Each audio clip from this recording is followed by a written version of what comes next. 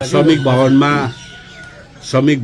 उहाँले डाइट कोकमा कुनै के मिसाएर खाँदाखेरि 10-12 खेप खान्छ नि उहाँले। डाइट कोकमा कुनै के मिसाएर खाँदाखेरि चाहिँ मैले मोमो खाँदै थिएँ। निलले त के भयो मोमो खानु स्वाभाविक कुरा हो, मान्छे भोकाम त मोमो खान्छ। अब मेरोमा त त्यो डाइट कोकमा कुनै के मिसाएर खाने छैन। अब मैले मोमो खाँदा पनि उसलाई आरिस। श्रमिक भवनमा ऊभन्दा ज्यादा उपस्थिति मेरो थियो। श्रमिक भवनमा ऊभन्दा ज्यादा उसको त त्यहाँ स्टन्ट खाली चल्दै थियो। स्टन्ट तम्बु लगाएर बिचारा पानीधरीमा हाम्रो सबै खटिरहेको थियो।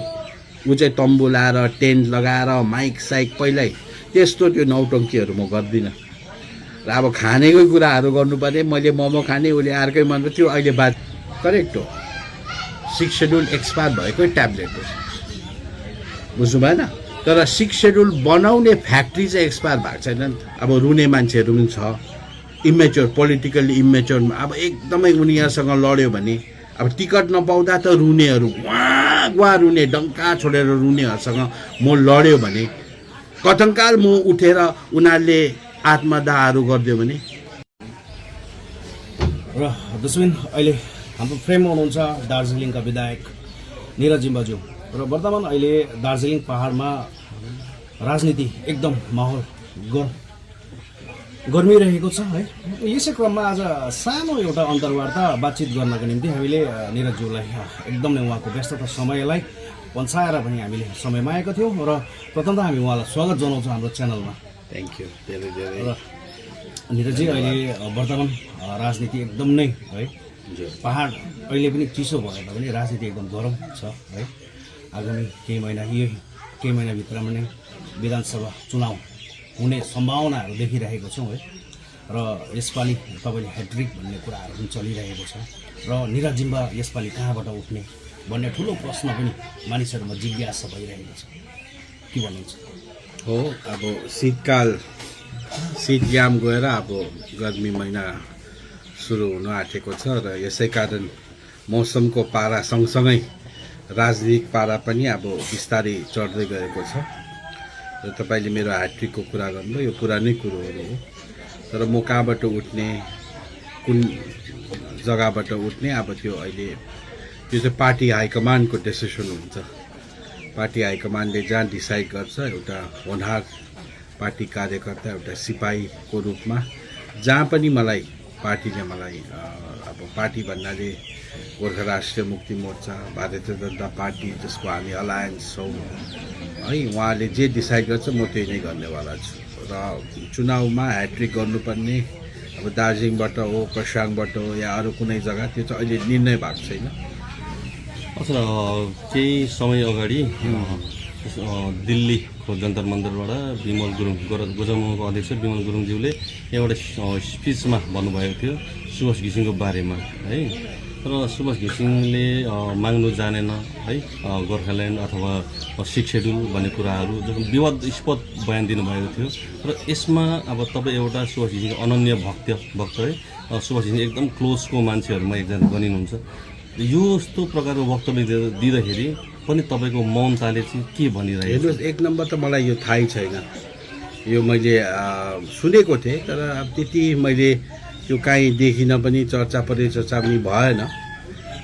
कता कता सुनेको थिएँ, तर अब कोब्राले ठुङ्दा चाहिँ त्यसको असर हुन्छ, विष नभएको साँपले ठुङ्दा त केही पनि हुँदैन। र त्यो कुनै ठुलो कुरा होइन। सुभाष घिसिङज्यूले के गर्यो, कसो गर्यो, त्यो इतिहासको कुरोहरू हो। त्यो ऐतिहासिक रूपमा त्यो जीवित छ। आज सुभाष घिसिङ नभएको भए गोर्खा राजनीति नै हुने थिएन। र उहाँ पनि सुभाष घिसिङको एउटा प्रडक्ट हो। उहाँले दुनियाँलाई मैले क्रिएट गरेँ भन्छ, हर्कबहादुरलाई मैले क्रिएट गरेँ, जसवन्त सिंह, आलुवालिया, राजु बिष्ट, 3टा एमएलएलाई मैले क्रिएट गरेँ भन्छ। तर उसलाई कसले क्रिएट गरेको त्यो उसले भुलिनु हुँदैन। र क्रिएटरको अब गल्ती हो होइन त उहाँलाई थाहा छ। र त्यो सुधार्ने मौका पनि उहाँले पाएको थियो। अगर गल्ती नै थियो भने उहाँले सुधार्ने मौका पाएको थियो। 10 मार्च 2010 के भयो है, त्यहाँदेखि लगातार के छ। र मलाई लाग्छ त्यो अहिले यसमा चर्चा परिचर्चा गर्नु, यसमा टाउको दुखाउनु यो अनिवार्य पनि छैन, आवश्यकता पनि चर्चा छैन त अलिकति होला। मलाई त्यति इम्पोर्टेन्ट छ, अरू बहुत इम्पोर्टेन्ट कुराहरू छ, जातीय मुद्दाहरू इम्पोर्टेन्ट छ। तपाईँलाई इम्पोर्टेन्ट नहुनु यो छ नि त, जस्तो प्रकारले अब चुनाव नजिक आउँदैछ है, चुनावको समीकरण हेर्दाखेरि तपाईँहरू भाजपाको अलायन्स दल, तपाईँ पनि हुनुहुन्छ, तपाईँ त विधायकै हुनुहुन्छ है, तर गोजमुङ पनि भाजपाको अलायन्स। आज तपाईँले विमल गुरुङको अगेन्स्टमा केही भनिहाल्दाखेरि भोलि मेरो भोट काटिन्छ कि ना त्यो हेर्नुहोस्, विमल गुरुङज्यू 2021मा हामीसँग हुँदा पनि मैले जनताको आशीर्वाद दिएको थिएँ। विमल गुरुङ भन्दा ठुलो जनता हो, विमल गुरुङ भन्दा ठुलो जनता हो। विमल गुरुङ त एउटा त्यो जनतालाई प्रतिनिधित्व गर्ने मान्छे थियो, आज पनि केही समूहलाई उहाँले प्रतिनिधित्व गर्छ। तर मेरो राजनीति चाहिँ भोटको बजार, मेरो गुरुलाई त्यो भन्यो, तर मेरो गुरु अब को हो तपाईँलाई थाहै छ। गोर्खा राजनीतिको विश्वपितामा, गोर्खा राजनीतिको टलेस्ट फिगर, टलेस्ट, कसैको सर्टिफिकेसन चाहिँदैन, विश्वले चिनेको सुभाष घिसिङ। र कसैले के भन्दा कसैले के हो, उहाँले त अब घेवासम्म त पहिला खाएकै हो नि त। अब त्यो घेवा खाने मान्छेले त्यस्तो भन्दा कुनै ठुलो कुरा होइन। उहाँको धरातलै, राजनीतिक धरातलै सुभाष घिसिङलाई झारेर गिराएर बनिएको धरातल हो। र आज त्यो धरातल कहाँ छ, के छ, यसमा हाम्रो समय व्यस्त पनि नगरौँ, वेस्ट पनि नगरौँ। अरू क्रिएटिभ कुराहरू, प्रोडक्टिभ कुरा, जातीय हितको कुराहरू, जातीय मुद्दाको कुराहरू गरौँ न। अच्छा, तपाईँले यो कुरालाई अगाडि बढाउनु चाहनु भएन, ठिकै छ। जस्तो प्रकारले पहाडमा सांसद राजु विष्टको अगुवाईमा इन्टरलोकेटर पनि आइपुग्यो है, सबैले कहिले आउँछ भन्दा चाहिँ आइपुग्यो। तर लगातार पहाडको शीर्षस्थ नेताहरू भेट्ने क्रमहरू पनि जारी थियो र सबैले आफ्नो आफ्नो तर्फबाट आफ्नो आफ्नो सुझावहरू उहाँलाई राख्नु, आफ्नो आफ्नो पेस गर्नुभयो र सबैको त्यहाँनिर एकबद्धता देखे तापनि निरज जिम्बाले चाहिँ गोर्खाल्यान्डको बारेमा नबताएर 6 सेड्युलको बारेमा चाहिँ बतायो भनेर यसमा दुई मत पैदा भयो। तपाईँ पत्रकार हो, तपाईँले मेरो चिठी पढ्नु भएको छ, तपाईँले मेरो चिठी पढ्नु भएको छ, तपाईँले 6 सेड्युल होइन, तपाईँले चिठी पढ्नु भएको छ कि छैन? पढ्नु भएको छ, म दिन्छु। त्यो चिठी पढेर मलाई बताउनुहोस्, कुनै एउटा पत्रिकाले बदमासी गरेर लेखेको हो। हुनु त मैले अब एकदमै राम्रो अङ्ग्रेजीमा लेखेको हो, राम्रो अङ्ग्रेजी, भगवान्को आशीर्वादले म अङ्ग्रेजी राम्रो लेख्न सक्छु। उनीहरूले बुझेन होला। मैले स्पष्ट रूपमा बताएको छु, तपाईँले भारतको संविधानको पहिलो पृष्ठबाट फर्स्ट च्याप्टरदेखि सुरु गर्नुहुन्छ भने चाहिँ हाम्रो समाधान चाहिँ आर्टिकल 3 मा छ। Gorkhaland, creation of separate state of Gorkhaland, article 3 संवैधानिक कुरा। तपाईँले ब्याकबाट सुरु गर्नुहुन्छ भने चाहिँ 244 हो भने अप्सन दिएको नि, इन्टरलोकुटरलाई भनेको। इन्टरलोकुटर भनेको चाहिँ फेरि होम मिनिस्ट्री होइन नि त। इन्टरलोकुटर भनेको त एउटा एमिसरी, एउटा हाम्रो कुरा पुर्याउने एउटा पोस्टम्यान मात्र हो। र बोलेको कुराहरू कसैले बदमासी गरेर प्रोपोगेन्डा गरेर छापेको कुरा, मेरो चिठी पढ्नुपर्छ। त्यो दस्तावेज हो, हिस्टोरिक डकुमेन्ट हो, त्यो म तपाईँलाई उपलब्ध गराइदिन्छु। अङ्ग्रेजीमा साह्रो भयो भने म तपाईँलाई इन्डियाको 21वटा रिजनल ल्याङ्ग्वेजेसमा ट्रान्सलेट गरेर पनि, या फरेनको कुनै ल्याङ्ग्वेज बुझ्नुहुन्छ त्यसमा म ट्रान्सलेट गरेर दिन्छु। त्यहाँ तपाईँले स्पष्ट बुझ्नुहुन्छ निरज जिम्बाको चाहिँ के माग थियो। म लठुवा होइन नि, म लाटा होइन। कसलाई के माग्नुपर्छ मलाई थाहा छ, र कहाँ के माग्नुपर्छ, कसलाई के माग्नुपर्छ र कहाँ के माग्नुपर्छ त्यो मलाई थाहा भएको मान्छे हो। अच्छा, तपाईँले अहिले मैले अप्सनलको लागि 244 M को बारेमा भनेको 244 M होइन, 244 त्यो अप्सन दिनु जरुरी होइन। अप्सन दिनु जरुरी छ। भारत सरकारमा हामीले प्लान ए र हामी फेल भएको, हाम्रो प्लान बी नै हुँदैन। हाम्रोमा प्लान बी हुँदैन कहिले पनि, हाम्रोमा स्ट्राटेजी हुँदैन। Politics should be with strategy. Politics हाम्रो केवल स्लोगनको पोलिटिक्स खालि भयो, स्ट्राटेजीको स्लोगन होइन। पोलिटिक्स अहिले पोलिसी ड्रिभन हो। तपाईँको स्ट्राटेजी र प्लानिङ जरुरी छ। Plan A, plan B, plan C पनि हुन्छ। हरेक आन्दोलन जब भयो इन्डियामा हेर्नुहोस्, त्यति बेला उनीहरूको सबै प्लान हुन्छ, अल्टरनेट प्लान्सहरू हुन्छ। तब मात्र त्यो आन्दोलन सक्सेस हुन्छ, माग सक्सेस हुन्छ। हामीलाई उनीहरूले जे थोप्यो, जे थमायो, हामीले त्यो लिँदाखेरि आज यो दुर्गति भएको। यो प्लान चाहिँ सक्सेस कहिले हुन्छ? हजुर, प्लान सक्सेस कहिले हुन्छ? त्यो म त अब हेर्नुहोस्, देवी देवता त होइन, अन्तर्यामी त होइन, कहिले सक्सेस हुन्छ भन्ने। हामीले सबमिट गरेको छौँ, हामीले प्रयास गरिरहेको छौँ, गर्दैछौँ, गरिरहनेछौँ र कुनै न कुनै दिन रोपेको चिज एकदम फल्छै फल्छ र राम्रै चिज रोपेको छौँ। र हामी प्लान बीमा हामीले अप्सन हमेसा अप्सन रहेको कारणले गर्दा प्लान बी प्लान होइन, हामीले अप्सनै चाहिँ हुँदैन। हाम्रो हाम्रो हेर्नुहोस्, अप्सनै नभएको कारणले गर्दा हामी फेल खाएको हो। हामी स्ट्राटेजिकली फेल खाएको हो। डिजिएसीहरू हुनु यो अप्सन नै त हो होइन? यस, अप्सन। अब डिजिएसी एउटा अप्सन हो, जिटिए त हाम्रो अप्सन होइन। जिटिएदेखि पद उन्नति भएर त 6 सेड्युल हो, त्यहाँदेखि के हुन्छ तपाईँहरूको होइन, तर जो प्रतिनिधिहरू त्यस समय थियो उनीहरूको निम्ति अप्सनल थियो नि त होइन जिटिए। अब आई डोन्ट नो, फेरि पनि हामी अप्सनल गऱ्यो भने त्यो त म जान्दिनँ, अरूले गरेको म जान्दिनँ। डिजिएसी र 6औं अनुसूचीको जिम्मेवारी हामी हो र पर्मानेन्ट पोलिटिकल सल्युसनमा के हुन्छ त्यसको हामी जिम्मेवारी लिन सक्छौँ। इन बिट्विन द्याट जब हामी सत्तामा थिएनौँ, हामीले आन्दोलनको नेतृत्व गरेको थिएनौँ, त्यति बेला कसले के भुल गर्यो, के गल्ती गर्यो, त्यसको हामी जिम्मेवारी र दायी लिँदैनौँ। र अहिले पनि यहाँ जनतामा कहीँ न कहीँ कन्फ्युजन भइरहेछ। तपाईँहरू अब एउटै गठबन्धनको अंश हो, गोजमुमो र जेएनएलए है, र एकातिर 11वटा जनजाति भनिरहेछ, एकातिर 6 सेड्युल भनिरहेछ है, जनता कन्फ्युज भइरहेको छ। जनता कहिले पनि कन्फ्युज छैन। कन्फ्युजन अब तपाईँहरूले बनाउनु खोज्दैन, जनता कन्फ्युज छैन। क्याटेगोरिकली जो कन्फ्युज हुनुपर्ने उनीहरू कन्फ्युज छैन, दिने मान्छे कन्फ्युज छैन होइन। हामीले प्रतिनिधित्व गरेको छ हो, नानाभातीको मान्छे भेट्दा नानाभातीको कुरा गर्छ होइन, आफ्नो आफ्नो नेरेटिभ ड्र गर्छ। इन्टरलोकुटरले मुख खोलेको छैन, इन्टरलोकुटरको रिपोर्ट कसैलाई थाहा छैन। अन्त बाहिर आएर दुनियाँभरको मान्छेले दुनियाँभरको कुरा गर्छ, तर हामीले बाहिर जे कुरा गर्छौँ भित्र पनि त्यही कुरा गर्छौँ। भित्र जे कुरा गर्छौँ त्यही, यहाँ बाहिर अर्कै कुरा गर्नेछ, भित्र अर्कै कुरा गर्नेछ। फेरि सिजनमा उनीहरूको बात फेर्नेछ, घुम्तीमा बात फेर्छ। हामी फेर्दैनौँ। हाम्रो एउटा पोलिटिकल स्ट्यान्ड छ, हामी त्यो पोलिटिकल स्ट्यान्डमा कमिटेड छौँ र हामीले त्यसलाई नै पर्स्यु गरिरहेको छौँ। 6 सेड्युल हुनु अगाडि 11वटा जनजाति हुनु जरुरी छ कि छैन? छैन, छैन। किन होइन, किनभने संविधानले भन्छ, मलाई नसोध्नुहोस्। 6 सेड्युल हुनु अगाडि 11 जनजाति हुनैपर्छ भन्ने छैन, काहीँ पनि छैन। तर भएको राम्रो, अति राम्रो। किन 6 सेड्युल, किन गोर्खाल्यान्ड भएको राम्रो, किन 6 सेड्युललाई फोकस गर्नुभएको? यहाँ त 6 सेड्युलको कुरै छैन। मेन एजेन्डा तपाईँले अब 6 सेड्युललाई अब मेरो एजेन्डा अप्सनलको लागि तपाईँले मेरो एजेन्डा 6 सेड्युल होइन। मेरो एजेन्डा इन्टरलोकुटरलाई गभर्मेन्ट अफ इन्डियासँग अर्कै छ। त्यो त गभर्मेन्ट अफ इन्डियाले अप्सनलमा त तपाईँले 6 होइन। अब गभर्मेन्ट अफ इन्डिया त्यो त बिटिआर भट्टाउने हामी होइन, अरूै थियो। हाम्रो मुद्दा भट्टाउने अरूै छ। हामीले त गरिसक्यो, हाम्रो त फटे भइसकेको, हाम्रो त हस्ताक्षर भइसकेको, डबल हस्ताक्षर हुन्छ। 6औं अनुसारको फटे भइसकेको। तपाईँहरूको फते त पेपरमा मात्रै भइरहेको पेपरमा होइन, पेपरमा सबभन्दा फिल्डमा भएको छैन होइन। अब फिल्डमा त लागू गर्नु त अप्सन दिएको छ होइन। फिल्डमा लागू गराउनु त गभर्मेन्ट अफ इन्डियाले अप्सन दिएको छ नि त। कस्तो छ अप्सन होइन, अप्सन छ नि। अब त्यो पोलिटिकल अप्सनहरू धेरै रूपमा आएको छ, त्यो यो मिडियामा डिस्कसन गर्नु। सबै कुरो पोसिबल छ भनेको हो के हो जिम्बाजी? यो 6 सेड्युल नै एक्सपायरी हो भन्ने कुरा पनि हजुरकोबाट सुन्यौँ। अहिले फेरि तपाईँले अप्सन प्लान बी पनि तपाईँले दिइराख्नु भएको छ होइन। 6 सेड्युल एक्सपायर भएको ट्याब्लेट हो भनेको थिएँ नि। हजुर, करेक्ट हो। 6 सेड्युल एक्सपायर भएकै ट्याब्लेट हो, बुझ्नु भएन?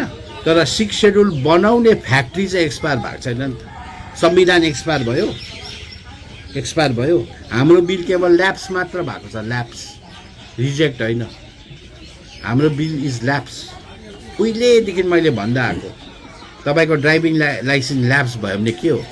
रिन्यू भइहाल्छ त। मेरो गन लाइसेन्स छ, अस्ति ल्याप्स भयो, कति कारणले त्यो रिन्यू हुनु सकेको छैन इलेक्सनको कारणले, तर मेरो गन त छ नि त। लाइसेन्स ल्याप्स भएको खालि हो नि त, त्यो रिन्यू भइहाल्छ नि। 6 सेड्युल बिल पनि ल्याप्स, थाँतीमा एट एबेन्स राखेको मात्र हो। अहिले पनि कोल्ड स्टोरेजमा छ। त्यसको प्रशस्त रूपमा डकुमेन्टेसन, आरटिआई रिपोर्ट्सहरू लोकसभा सेक्रेटेरिएट, राज्यसभाबाट, मिनिस्ट्री अफ होम अफेयर्सबाट आएको छ। क्याबिनेट डिसिसन भइसकेको चिज, ल मिनिस्टरले भेटिङ गरिसकेको चिज, पार्लिमेन्टमा इन्ट्रोड्युस भइसकेको चिज, पार्लिमेन्टमा इन्ट्रोड्युस भएर parliamentary standing committee on home अफेयर्समा गएर डिस्कसन भएर हेरिङ भएर आइसकेको चिज र पार्लिमेन्ट्री स्ट्यान्डिङ कमिटीले पास गरिसकेको चिज कहिले एक्सपायर हुन्छ? त्यो त कोल्ड स्टोरेजमा छ। पार्लिमेन्ट्री स्ट्यान्डिङ कमिटीको रिपोर्ट छ, अच्छा The जिम्बाजी bill has not the bill is only lapsed. अलिकति हामी यतै हामी विधानसभा पुरानो नयाँ कुरा गर्नु नयाँ विधानसभाको चुनाव छ हजुरको जुन साङ्केतिक बयानहरू पनि हामीले देखिरहेको थियौँ यसपालि राजनीतिमा एकदम केस फुलेको परिपक्व व्यक्तिसँग चाहिँ मेरो सायद जुदाई हुनेछ भन्ने खालको तपाईँको एउटा स्टेटमेन्टले गर्दाखेरि यसपालि सायदै तपाईँलाई खरसाङ कन्स्टिट्युन्सीबाट तपाईँहरूको बुद्धिमत्ता देख्दा अब मलाई रुनु त मन पर्दैन हाँस्नु मन लाग्छ। हजुर राजनीतिमा परिपक्व व्यक्ति चाहिँ तपाईँले अमर लामाज्यूको केस फुलेको छ भनेर खालि उहाँलाई लाग्छ उहाँ राजनीतिमा परिपक्व हो। उहाँ त्यति नै राजनीतिमा परिपक्व हुने भए त अन्त म्युनिसिपालिटीको चुनाव नहाल्नुपर्ने, एमएलएको चुनाव दुईचोटि तिनचोटि नहाल्नुपर्ने। र मैले एउटा साङ्केतिक चिज बताउँदा अमर लामा नै हो भन्नु तपाईँहरूले मिल्दैन। उहाँको केस राजनीति परिपक्वताले फुलेको होइन, अरू कारणले त्यो त अब डर्मोटोलोजिस्टहरूले बताउँछ उहाँको केस किन पाक्यो फुल्यो। मैले अर्कै उयो दिएको, राजनीतिमा धेरै चिजहरू यस्तो बताउनुपर्छ, तर मैले उहाँ एक पर्टिकुलर इङ्कित गरेर अमर लामा नै हो भन्ने होइन। राजनीतिमा परिपक्व अब के हुन्छ अहिले कसैको टिकट इभन गोर्खा प्रजातान्त्रिक मोर्चाको पनि क्यान्डिडेट अफिसियली डिक्लेयर भएको छैन, केही पनि हुनसक्छ।